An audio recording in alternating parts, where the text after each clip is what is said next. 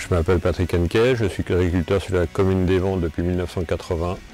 Je cultive du blé de semences, du colza et russique et du lin de fibre et du lin semences. Avant j'étais en agriculture raisonnée, donc j'ai voulu passer un cap, aller plus loin, ça m'intéressait déjà depuis un certain temps. Donc là on s'est lancé avec la coopérative dans l'agriculture de précision. À l'agriculture de précision, ce qui change c'est d'abord mettre les bonnes doses au bon endroit.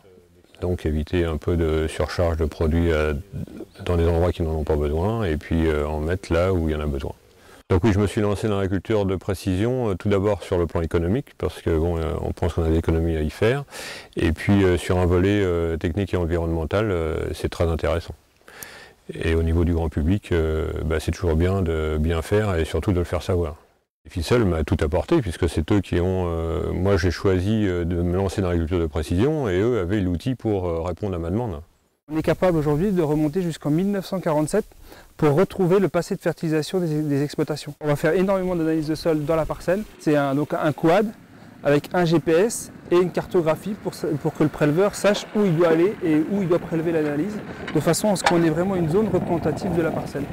Le préleveur va aller prélever au champ. Et donc ensuite le laboratoire va nous envoyer les résultats et nous on va cartographier les résultats.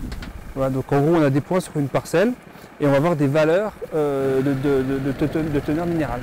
L'agriculteur, donc là c'est là où intervient en fait donc Capsen avec son outil Epicless Plus où il va par exemple à partir des teneurs, donc à partir d'un constat du diagnostic qui est le métier de Déficel, on va aller sur la partie conseil qui est le métier de Capsen, où on va justement relier les deux systèmes pour aller apporter la bonne dose au bon endroit au champ.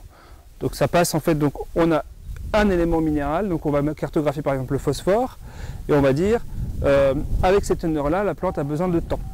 Dans chaque analyse, on va faire ça, de façon à ce que derrière, Déficel puisse prendre ces informations-là, les cartographier pour que l'agriculteur n'ait plus qu'à mettre une carte SD dans son tracteur et aller apporter la bonne dose au bon endroit. En fonction du positionnement du tracteur et de la dose préconisée, l'épandeur va plus ou moins ouvrir ses trappes. Donc c'est l'épandeur qui est capable de le faire, puisqu'il sait, il y a dans le tracteur, il y a un boîtier qui va lui dire tu mets 200 kg hectare, 100 kg hectare ou 0.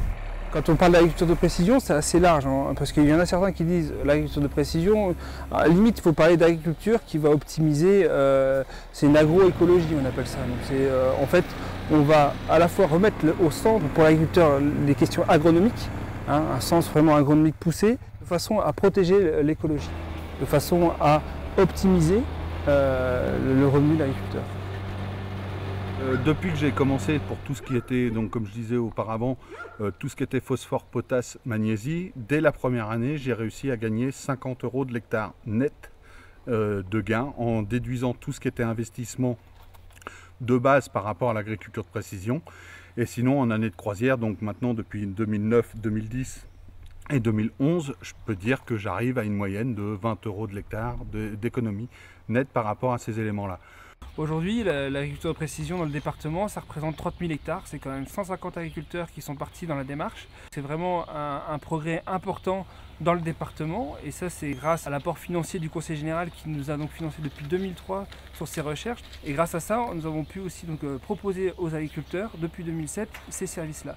Le fait que les agriculteurs partent vers de nouvelles technologies, ça appelle aussi des nouveaux besoins au niveau de la recherche, de façon à continuer à avoir ces avancées importantes dans le département.